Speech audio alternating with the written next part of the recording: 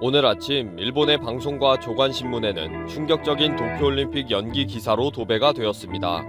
결정장애에 걸려서 전 세계인들의 분노를 사고 있는 두 사람, 아베와 토마스 바흐가 어제 전화통화를 하면서 도쿄올림픽을 1년 연기하기로 한 것입니다. 전 세계 스포츠 행사들을 감안하면 2년 연기가 더 효율적이라는 의견도 있었지만 내년 여름까지 1년 연기로 제한한 것은 아베의 임기가 내년 9월 30일까지이기 때문입니다. 임기 내에 올림픽을 성공적으로 개최한 후에 또 새로운 꿍꿍이를 펼칠 기회를 만들고 싶어하는 거죠. 아베의 개인적인 잔머리는 그렇다 치더라도 일본 경제에 끼치는 손실은 계산이 불가능할 정도로 엄청납니다. 아무튼 이번 결정은 아베가 요청을 하고 IOC가 모든 것을 검토해 4주 이내에 결론을 내려서 발표하는 식으로 했습니다. 그동안 올림픽이 정상적인 개최가 되지 않았을 때에 발생할 수 있는 많은 악재들과 손실들이 폭발적으로 제기되었습니다. 체육계뿐 아니라 정치, 경제, 사회 전반에 악영향을 끼치게 되었고 향후 경기장과 숙박시설, 자원봉사자 확보 등 어려운 점이 줄줄이 놓여 있게 됐습니다. 밤늦게 도쿄 2020의 대회 명칭은 유지하기로 했고 엉망으로 진행되던 성화봉송 행사는 완전히 중지하는 것으로 발표가 되었습니다. 긴박하게 돌아가는 조직위원회의 발표와는 별도로 언론에서는 엄청난 손실과 악영향에 대해 많은 보도들이 계속 이어졌습니다. 이렇게 연기함으로 추가 비용과 일정 조정, 출전 선수 재선발 등의 문제는 앞으로 첩첩산중의 문제입니다. NHK는 경기장 및 선수촌 유지 관리비와 각 경기단체 예산 등 재개최 경비로 6,400억엔, 약 7조 2천억 원이 추가로 드는 것으로 보도했습니다. 그리고 차라리 2년 연기가 더 일정 조정이 쉽다고 보도될 정도로 2021년 여름에는 또 많은 국제대회가 있습니다. 내년 7월 16일부터 8월 1일까지 일본 후쿠오카에서 열리는 세계수영 선수권대회와 8월 7일부터 16일까지 미국 오리건주 유진시에서 열리는 세계 육상 선수권대회와 겹치기 때문에 일정을 새롭게 바꿔야 하는 상황입니다. 물론 일정을 바꾸면 또 다른 일정들이 줄줄이 영향을 받게 되기 때문에 쉬운 일이 아닙니다. 그래서 외신에서 내년 5월이 가장 유력하다고 속보가 나오는 이유이기도 합니다. 그리고 종이 박스로 만든 침대도 새로 제작해야 하는 등 수많은 사전 준비 작업을 다 새로 시작하기에 인건비 등 모든 경비가 추가로 들어가야 하는 것도 당연하다는 것입니다. 계산이 안 될 정도라고 하네요. 가장 큰 문제는 출전 선수들의 재선발 문제입니다. 당장 한국 올림픽 남자 축구 경기는 연령 마지노선인 1997년이 11명이나 되는 등 전 세계적으로 연령 제한이 걸리는 선수들이 엄청 많다고 합니다. 전 세계의 국가대표 선수들이 1년 동안 제 기량을 유지하는 훈련을 하는 것도 보통 일이 아니고요. 이렇게 쉽지 않은 문제를 풀어야 하는 일본 정부나 조직위원회 사정은 그렇다 치더라도 일본 내부는 더 큰 혼란에 빠져 있습니다. 세계적인 악재로 힘든 상황에 처한 경제계는 마지막 희망마저 무너진 상황입니다. 일본 전역에서 전지훈련과 관광 특수를 기대했던 지역 경제는 완전히 문을 닫아야 한다고 합니다. 지금도 위축되어 있는데 올림픽 특수를 준비하며 투자했던 것이 다 소용이 없게 된 거죠. 물론 일본의 가정들은 티켓 환불도 어려워져 답답한 상황인데 나라 사정이 복잡하다 보니 마음만 착잡한 상황이고요. 또 이번에 IOC의 후원 계약으로 엄청난 돈을 지불한 일본 기업들은 계산이 복잡합니다. 도요타 자동차, 파나소닉, 일본 코카콜라 등 탑 파트너, 미쓰이 스미모토 파이낸셜 그룹, 미즈호 파이낸셜 그룹, 노무라 홀딩스 등 골드 파트너를 포함한 80여 개의 스폰서 기업들은 2020년은 완전히 망쳐버렸다 치더라도 후원 금액이 또 추가되는 것은 아닌지 걱정을 하고 있습니다. 이렇게 경제적인 손실은 물론이고 일본 전역을 혼란에 빠뜨린 것에 대해 아베에게 책임 추궁을 하는 칼럼과 기사들도 속속 올라오고 있습니다. 일본의 저널리스트 타카노 타케시 씨는 이번 올림픽의 연기는 완전히 아베의 책임이라고 비난했습니다. 아베는 2013년 9월 부에노스아이레스에서 방사능은 완전히 해결되었다 라는 새빨간 거짓말을 해서 올림픽을 유치했고 현재의 세계적인 악재에 대해서도 거짓과 태만으로 초기 억제에 실패했다는 거죠. 본질적인 문제에 대해 기자의 질문에도 도망다니면서 책임 회피를 한 인물이 아베라는 것입니다. 이런 엉터리 지도자가 만드는 올림픽이라면 어느 해외 지도자가 와서 기쁜 마음으로 축하해 주겠냐고 지적하고 있습니다. 아베는 이번에 취소 또는 연기 결정을 하는 데에 있어서도 완전히 실패한 지도자의 모습을 보여주었고 끝까지 책임 회피의 모습을 보여주었다고 비난했습니다. 일본 국민들은 야당에 믿을 사람이 없어서 아베를 지지한다고 하지만 결국은 그들이 선택한 아베가 일본을 망하게 하는 리더십을 발휘하고 있는 상황입니다. 앞으로 일본이 올림픽 연기에 대한 후속 조치와 세계적인 악재를 억제하기 위한 정책을 펼쳐나가는 것에 대해서도 신뢰하지 못하겠다는 의견이 많이 있었습니다. 아베를 앞에 내세워놓고 깊은 수렁에 빠지고 있는 일본과 일본 국민들의 모습이 눈에 보이고 있는데 그들은 왜 모를까요? 추천 한번 정중히 부탁드리면서 워렌 버핏의 스승 이 벤저민 그레이엄의 현명한 투자자 2편에 대해서 진행해 보도록 하겠습니다. 1편 못 보신 분들은 또 뭐 보고 오셔도 되고요. 이거 듣고 보셔도 되고 시작해 보죠. 1장까지 했었죠. 1장 논평에 대해서 또 들어가 보면 투자의 3요소, 주식을 사기 전에 그 기업과 경영의 건정성을 철저히 분석해야 된다. 그리고 심각한 손실을 입지 않도록 스스로를 보호하는 데 신중을 기해야 된다. 엄청난 성과가 아닌 적절한 성과를 노려야 된다. 결국에 이 세 가지 요소는 뭐 한마디로 귀결되죠. 잃지 않는 투자를 해야 된다. 좀 보수적인 투자를 해야 된다. 즉 가치 투자자의 전형적인 그런 모습을 볼 수 있습니다. 그리고 명언이 또 나오는데 항상 투자 전에 자기 자신에게 물어봐라. 만약에 네가 주식 시장이 없었더라도 이 같은 조건으로 이 회사에 투자를 할 수 있었겠느냐. 그러니까 요즘에 투매 여러 세계 이슈로 투매가 나오면서 삼성전자에 대해서 많은 개인들이 이제 어마어마한 몇 조대의 돈을 쏟아붓고 있죠. 그리고 그 외에 일단 주식들에 대해서도 외인이나 기관이 막 매도세를 내면서 개인들이 이제 마구잡이로 매수를 하고 있는데 저는 뭐 마켓 밸류적인 것도 분명히 고려해야 되기 때문에 여기서는 이 책에서는 마켓 밸류 완전히 무시해라라고 하지만 금융위기 같은 시기는 또 예외적인 부분이 있잖아요. 그런데 이 마켓 밸류는 분명히 싼 게 맞습니다. 하지만 그 생각을 한번 해보고 이제 종목을 선택할 필요는 있을 것 같아요. 주식 시장이 없었더라도, 그러니까 농장을 산다는 예를 워런 버핏이 많이 드는데 농장을 살 때 매일 변하는 그 뭐 부동산을 사더라도 그 가격에 대해서 그렇게 하루 단위로 네가 이제 확인을 하냐. 이 워런 버핏 네가라는 말은 제가 구독자분들한테 하는 게 아니라 워런 버핏이 그 말을 빌리다 보니까 나오는 거죠. 하루하루 확인을 하냐 이거죠. 결국에 그 기업이 잘 굴러가고 앞으로 거기서 돈이 계속 수익이 나올 것 같으면 사는 거 아니냐. 요런 그런 관점에서 즉 주식을 사는 게 아니라 사업의 일부를 사서 같이 동업하고 경영하는 그런 관점에서 투자를 해야 된다. 즉 주식시장이 한 10년 동안 멈춰 있더라도 좋은 기업과 동업을 하고 있다면 걱정할 필요가 하나도 없다. 맨날 이제 휴대폰으로 주식 가격을 마켓 밸류를 확인할 이유가 없다. 뭐 요런 정도로 이해할 수 있을 것 같습니다. 그리고 계속 이어가 보면 현명한 투자자는 주가가 하락한다는 이유만으로 투매를 하지 않는다. 그 전에 기업의 내재 가치의 변동이 있었는지 점검한다. 그러니까 요즘 시장에 좀 적용해서 그렇다고 이거 제가 적용한다고 해서 이거를 막 매수해라 이런 뜻이 절대 아닙니다. 저는 이 책의 그냥 해석을 요즘 시장과 같이 하면 재밌으니까 그냥 이야기를 하는 거예요. 오해 없으시기 바랍니다. 그 주가가 지금 어마어마하게 투매가 쏟아지고 있잖아요. 하지만 그 전에 그 투매로 인해서 전 종목이 하락할 때 그 기업들 중에서 실제로 영향을 받아서 내재 가치까지 같이 하락해서 실제로 그 마켓 밸류가 내재 가치의 하락을 반영하는 경우가 있고 그냥 같이 그냥 쏟아지는 경우가 있거든요. 뭐 예를 들자면 뭐 1편에도 제가 예를 들었지만 넷플릭스라든지 뭐 카카오라든지 아니면 인터넷 배송을 하는 부분이라든지 그런 뭐 하다못해 골판지 업종이라든지 택배 박스가 지금 많아지고 있으니까요. 뭐 그런 여러 가지 요인들. 그러니까 기업의 내재 가치는 그전보다 지금 그 종목들 사라는 게 아닙니다. 절대. 그 내재 가치가 변동이 있어서 이런 영향들로 인해서 하락을 같이 했으면 당연히 이제 뭔가 고려를 해야겠죠. 내재 가치가 자기가 평가했던 그 전에 평가했던 것보다 내재 가치가 실제로 떨어지고 있으면 뭔가 매도나 이런 것을 고려해야겠지만 내재 가치가 오히려 상승했다거나 마켓 밸류는 하락하는데 아니면 내재 가치의 변동이 전혀 없는데 그냥 마켓의 영향으로 하락한다.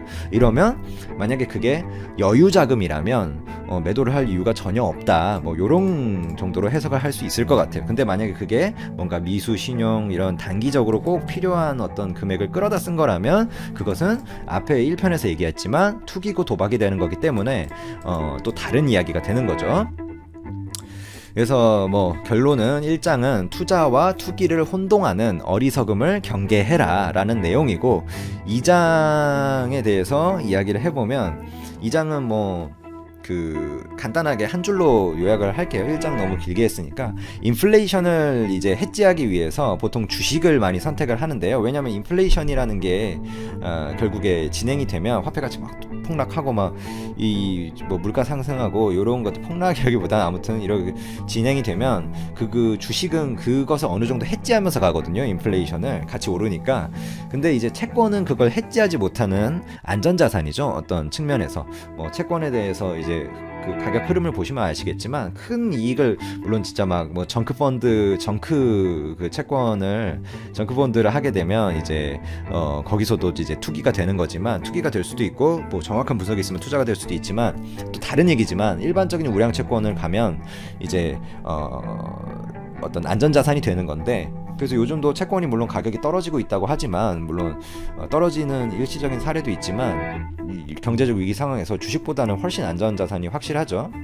근데 어떤 인플레이션 해지 측면에서는 주식이 좋지만 거기에 몰빵하지 말고 또 반대로 얘기하면 인플레이션 해지도 안 되고 채권에 여러 가지 단점도 있기 때문에 채권에 몰빵해도 안 된다. 그래서 이 벤저민 그레이엄은 채권의 50% 그리고 주식의 50%를 기본 틀로 잡고 거기서 자기가 만약에 어떤 이런 경제 위기, 금융 위기가 오면 조금 뭔가 즉 기업의 내재 가치가 마켓 밸류보다 높은 시점이 오면 종목마다 다르고 만약에 종목을 모르는 방어적 투자자 즉 직장인 투자자라면 ETF 같은 거를 활용할 수 있겠죠. 그럴 때 뭔가 기업의 내재 가치가 올라갔다 이러면 주식의 비중을 한 70%로 가져가고 채권의 비중을 30% 정도 가져가고 그 다음에 조금 뭔가 시장이 또 안정세에 접어들면 50대 50으로 왔다가 뭐 또 너무 많이 올랐다 싶으면 주식의 비중을 좀 줄이고 채권의 비중을 좀 늘리고 한쪽에 몰빵하지 말고 에셋 얼로케이션이라고 하죠. 자산 배분. 그러니까 결국에 뭐 투자 회사들을 보면 자산 배분하는 그 본부장급이 보통 자산 배분에 관여를 하죠.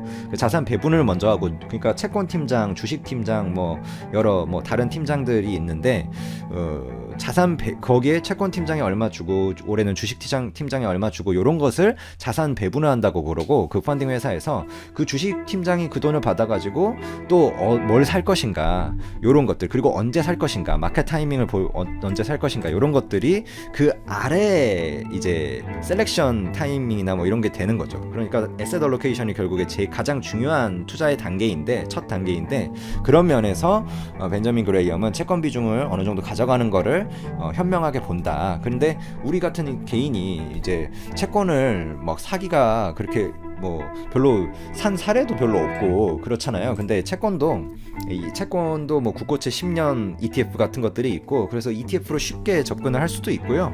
채권 시장에 가가지고 직접 이제 그것들을 물론 좋은 채권은 기관이 다 채가는 면이 있지만 그래서 또 ETF는 이제 좋은 채권을 우리가 간접 투자할 수 있다는 면에서 채권 ETF가 좀 매력이 있는 측면이 있고 근데 뭔가 그 어떤 수수료 이런 것들에 의해서 최저로 가져가려면 직접 이제 채권을 구매하는 그런 방식을 택하는 여러 가지 이제 채권의 포트폴리오를 확보하는 방식이 있겠죠. 그리고 2장의 논평에서는 결국에 디플레이션 시대까지 얘기하는 사람들이 많은데 그것을 대비하는 것은 영구적인 채권 포트폴리오 보유가 가장 좋은 대비이고 항상 모든 수익률에는 인플레이션이 갉아먹는 요소가 존재한다. 즉 실제 투자 수익률을 고려할 땐 결국에 인플레이션을 고려해야 된다. 적정 인플레이션은 주가의 장기적인 어떤 상승 요인. 그러니까 인플레이션이라는 건 물가 상승, 화폐 가치 하락이잖아요. 그러니까 주가의 장기적으로 보면 그 물가 상승, 화폐 가치 하락을 보면 원재료 비용의 상승 부담을 소비자에게 전가할 여유가 존재하잖아요. 기업에는 그 정도에서는 그게 가능하지만 뭐 디플레이션은 주가의 심한 하락 요인이죠. 하지만 뭐 어떤 과도한 인플레이션 상승을 또 보게 되면 오히려 소비자가 구매력 위축 즉 심리적 요인으로 또 하락 요인이 될 수 있고 이런 디플레이션 인플레이션에 관한 기본적인 개념 설명도 결국에 이제 나오고 있습니다. 그래서 그런 것들이 물가 연동 국채라든지 부동산 리츠 같은 것들이 이제 또 인플레이션에 리츠가 할 수 있고 직접 부동산을 할 수도 있고 뭐 여러 가지 대비책들로 이제 되죠. 그 다음에 많은 이제 저는 아무것도 모르는 저는 초보자이기 때문에 제가 이야기하는 게 아니라 저는 다 써있는 이야기를 가지고 조금 제 그냥 주관적인 감상을 덧붙일 뿐입니다. PER 그러니까 이제 Price Earning Ratio죠. PER과 그 주식 투자를 하실 때 이제 여기서도 책에서도 나오지만 이것은 많은 어떤 전문가들이 슈퍼게임이라고 불리는 분들이나 아니면 뭐 이제 애널리스트나 이런 분들이 이야기를 하는 게 그러니까 펀드 매니저나 PER 그리고 평균 배당 수익률, 뭐 우량 채권 수익률 사이에 상관관계를 이해하고 주식시장에 접근하는 게 좋아요. 그러니까 채권 쉽게 말해서 이게 너무 긴데 결국에는 채권 수익률과 주식 수익률을 기대 수익률을 비교해야 된다. 그러니까 채권의 기대 수익률이 만약에 어느 정도 높다면 그 이자 수익률이죠.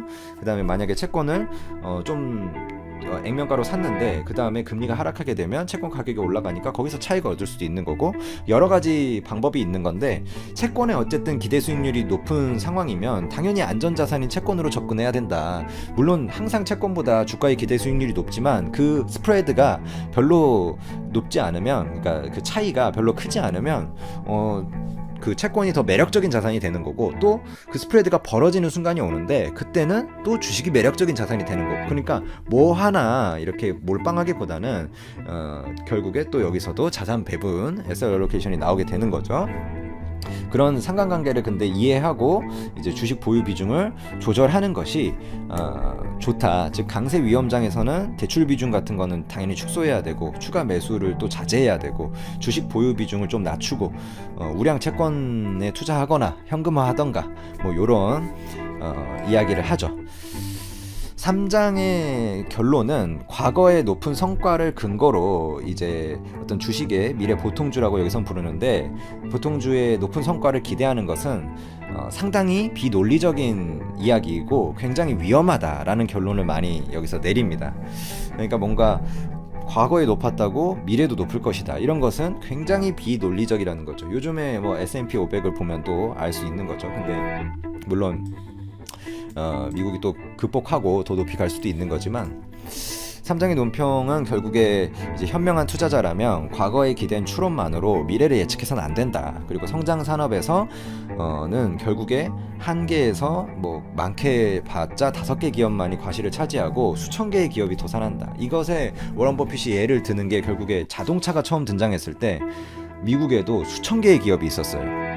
근데 제너럴 모터스를 비롯해서 몇 개를 말고는 지금 뭐 일본의 도요타, 뭐 현대기아, 뭐 독일에도 많은 명차 기업들이 있지만 그 몇 개 진짜 우리가 다 알고 있잖아요. 그만큼 적은 기업들 말고는 수천 개가 도산했어요. 그만큼 누가 과실을 차지할지 알기 힘들다. 지금의 전기차나 전기차 배터리 또 뭐 자율주행이 될 수도 있고 미래 산업들도 결국에 똑같죠.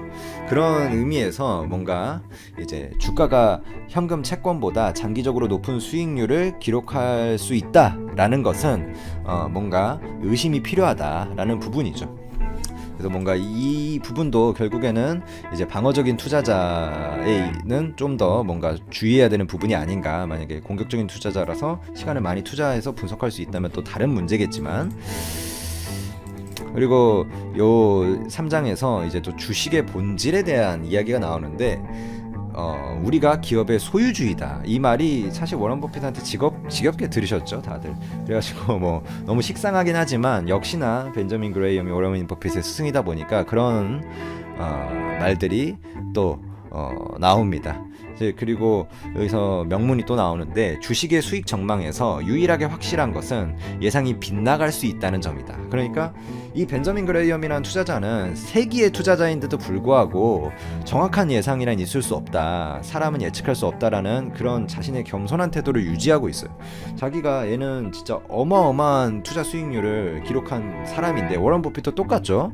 막 연평균 20몇 %를 기록하고 막 어떤 종목 같은 경우에 몇천 배를 막 벌고 이런 사람인데도 예상이 빗나갈 수 있다는 점이다라는 것에서 굉장히 주목을 많이 하고 있어요.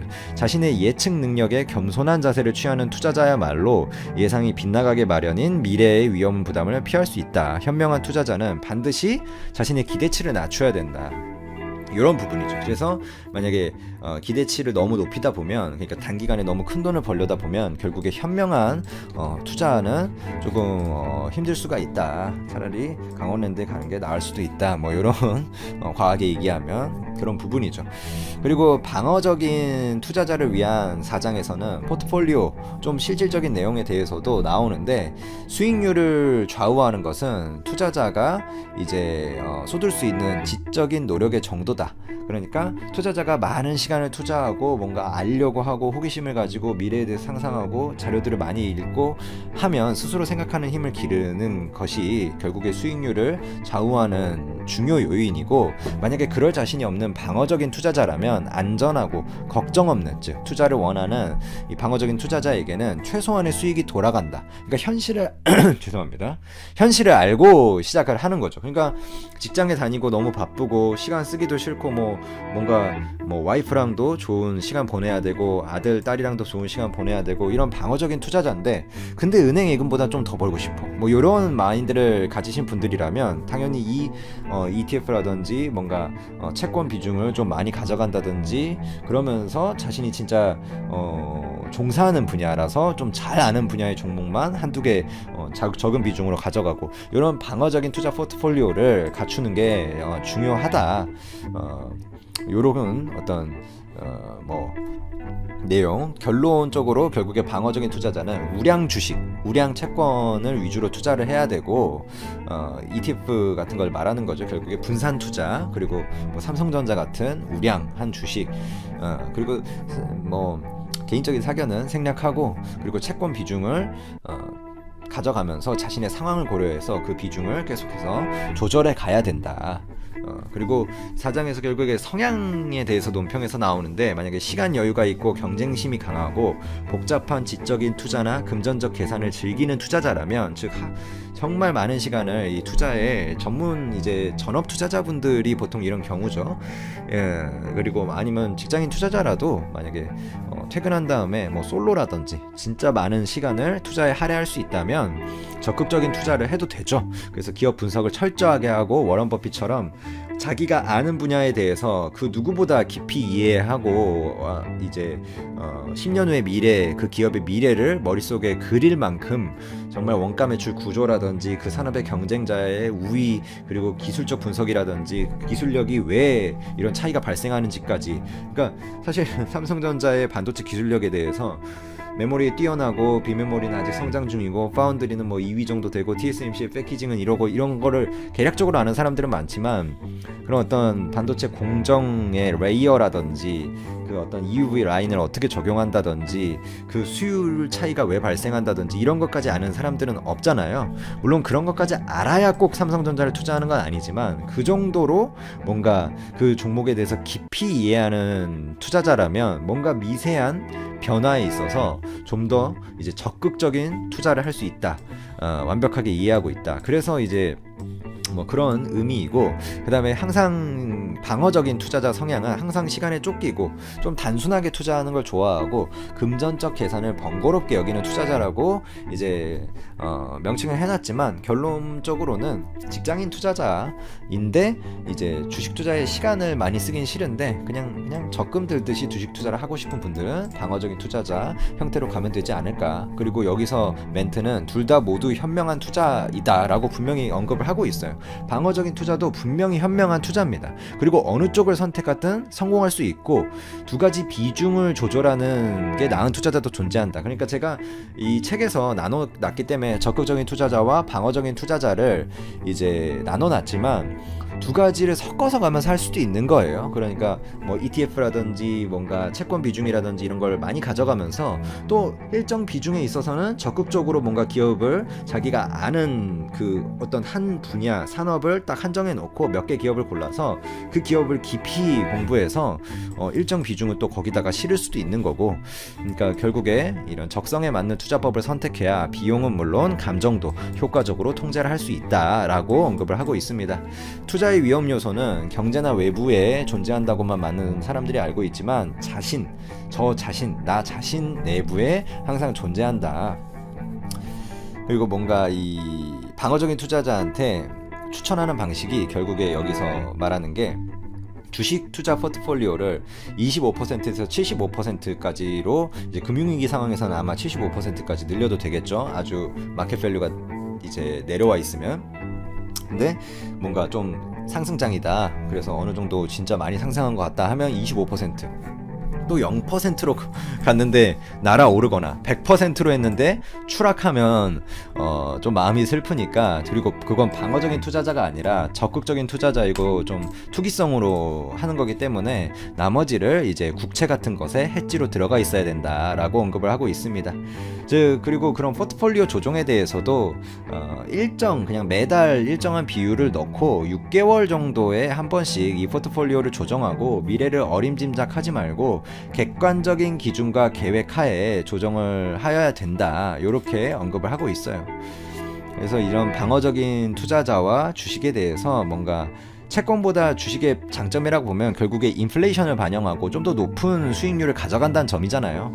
대신 채권은 안전하다는데 또 채권 100%로 가게 되면 인플레이션은 이런 거 반영 못하기 때문에 더 큰 위험성이 있는 거예요. 그러니까 더 높은 수익률. 그러니까 채권은 사는 순간부터 모든 게 확정되잖아요. 근데 확정형으로 현금을 들고 있는 거나 마찬가지. 요즘 같은 때 물론 현금을 들고 있으면 좋지만 더 높은 어떤 수익률을 이제 가져가기 때문에 주식을 포트폴리오에 넣긴 넣어야 되는데 뭐 여러 가지. 그래서 5장에 대해서 좀 이제 시간이 길어지지만 마무리만 간략하게 해보면 최소 10개 이상 종목에 분산 투자를 해야 된다. 요게 만약에 힘들면 ETF 같은 걸 이용할 수 있다라고 언급을 하고, 보수적인 재무 구조를 지닌 주도주를 선택해야 된다. 그러니까 뭔가 2등주, 3등주, 4등주가 아니라 이왕이면 주도주가 먼저 가기 때문에 주도주를 선택해야 되고, 재무 구조가 보수적이라는 말은 다들 뭐 들으시면 그냥 아시겠지만 원가 매출 구조가 좀 뭐라고 해야 되죠? 적게 들고, 원가 매출이 적게 들고, 그 다음에 부채 비율이 좀 낮고 현금이 많고 뭐 이런 기업들을 말하는 거죠. 그러니까 뭐 삼성전자 같은 기업이 될 수도 있고, 뭐 예전에 포스코가 또 그런 기업이었죠. 그래서 워런 버핏이 잠시 들어왔다 나가기도 했는데 지금은 좀 산업 자체가 또 어려워지고 있다 보니까. 그리고 지금 제가 돈 되는 라디오 유튜브에서도 몇 번 언급드린 칩스앤미디어 같은 회사, 뭐 영업이익률은 한 30% 이상 가는데 현금이 한 200억 정도 있는 걸로 알고 있거든요. 근데 시가총액이 한 500억, 600억 사이인데, 근데 부채 비율이 10%예요. 그러니까 뭔가 이 기업이, 물론 뭐 주가가 오르내리는 건 제가 절대 알 수 없지만 망할 리는 없는 거죠. 부채 비율이 10%에다가 현금이 200억씩 있고.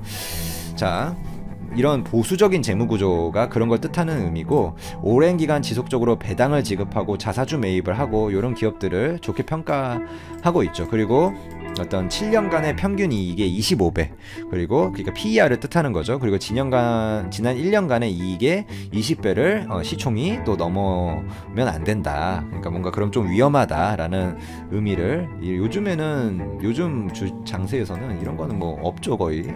요즘에는 워낙 뭐 PER도 아주 여러 가지, PER도 내려 꽂고 있고 PBR도 내려 꽂고 있고 아주. 어쨌든 이렇게 되면 성장주에 대한 매수가 제한될 가능성이 분명히 있지만, 물론 성장주가 경이로운 투자, 아마존이라든지 애플이라든지 마이크로소프트라든지 뭐 여러 가지 종목들이 있죠. 우리나라로 치면 또 뭐 바이오 주식이 될 수도 있을 거고, 여러 가지 그런 전기차 배터리 같은 주식도 있고, 그런 주식이 경이로운 수익을 올릴 가능성이 분명히 있습니다. 그래서 스마트 머니가 거기로 몰리는 거죠. 근데 PER이 뭐 LG화학 같은 경우에 60배 막 이렇게 올라갔었죠. 그러면 그때 만약에 접근을 하는 게 뭐 무조건 틀렸다 이런 게 아니라, 물론 당연히 전기차 배터리의 개화 가능성이나 이런 거 보고 논리적으로 자신이 그 기업의 미래를 그릴 만큼 이해하고 있다면 투자해야겠죠.